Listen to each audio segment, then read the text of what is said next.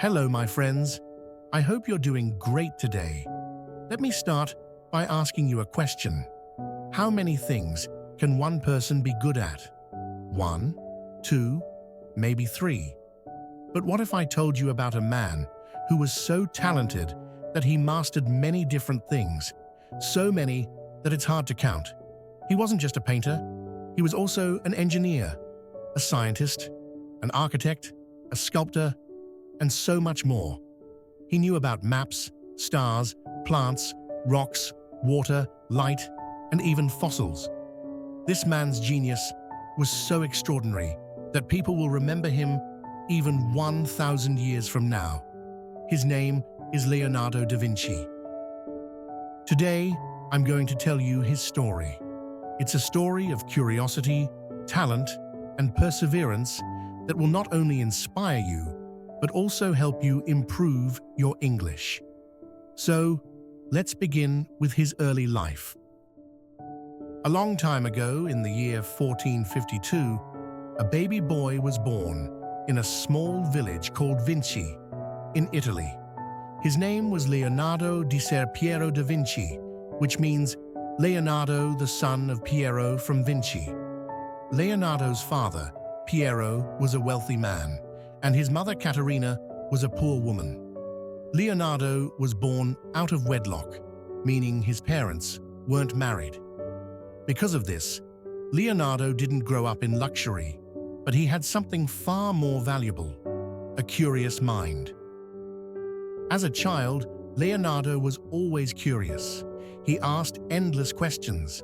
He wanted to know how birds flew, why water flowed, and how the stars moved. While other kids were playing games, Leonardo spent his time observing nature. He studied how leaves grew on trees, how shadows changed during the day, and how animals behaved. He didn't go to a fancy school or learn Latin, the language of scholars at that time, but that didn't stop him. He taught himself by observing the world around him. Leonardo also loved drawing. His sketches were so detailed and beautiful that people couldn't believe a child had made them.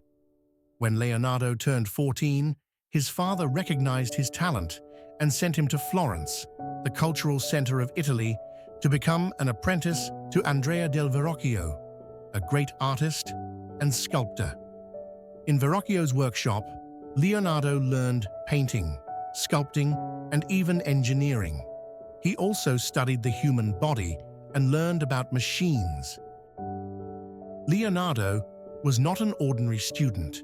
He was always experimenting and coming up with new ideas. One day, Verrocchio asked Leonardo to help with a painting called The Baptism of Christ.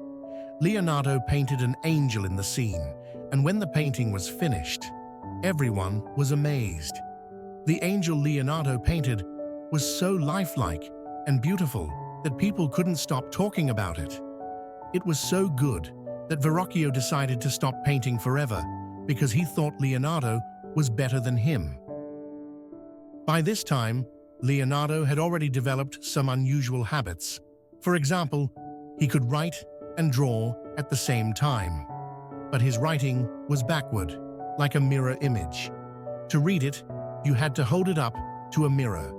Some say he did this to keep his ideas secret, while others believe it was just more comfortable for him since he was left-handed.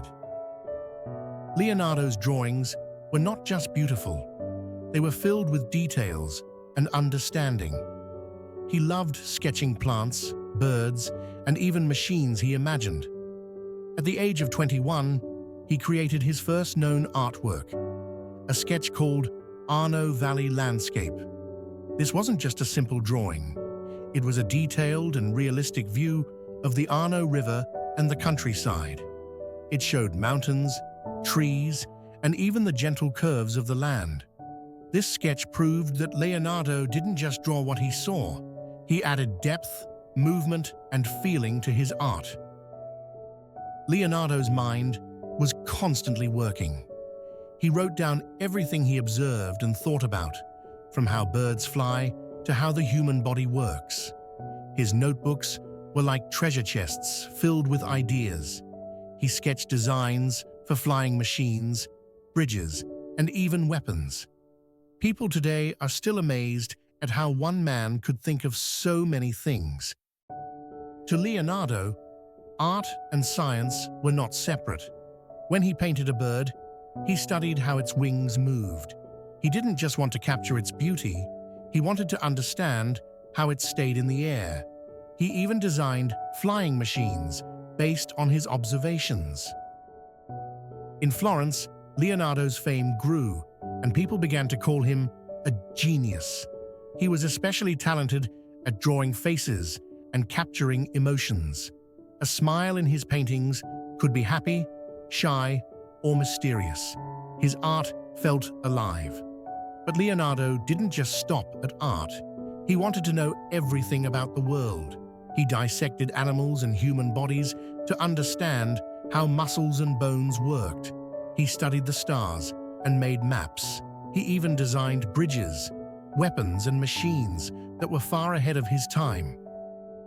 In 1482, Leonardo moved to Milan to work for Ludovico Sforza, the Duke of Milan. Ludovico wanted Leonardo not just for his paintings, but also for his engineering skills. Leonardo designed weapons, fortresses, and machines for the Duke.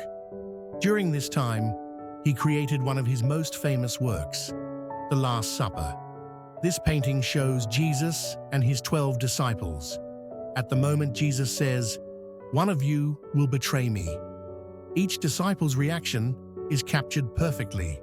Some are shocked, others are confused or angry. Judas, the betrayer, is shown holding a small bag of money and looking away. Unfortunately, Leonardo experimented with a new painting technique for this work, and it began to fade shortly after it was completed. Despite this, The Last Supper remains one of the most famous paintings in history.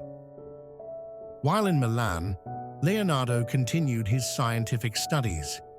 He wrote about how water flows, how light reflects, and how the human eye works. His notebooks were filled with sketches and observations that were centuries ahead of their time. He believed that understanding nature was essential for creating great art. In 1503, Leonardo began working on his most famous painting, the Mona Lisa. This portrait of a woman with a mysterious smile has fascinated people for centuries. Is she happy? Sad? Deep in thought?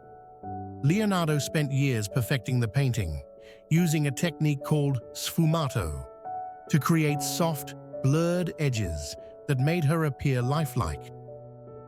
Leonardo's notebooks also contained designs for flying machines, hydraulic pumps, and even robots. One of his handwritten notebooks, the Codex Leicester, was sold to Bill Gates in 1994 for over $30 million. It's filled with his thoughts on water, erosion, and the natural world.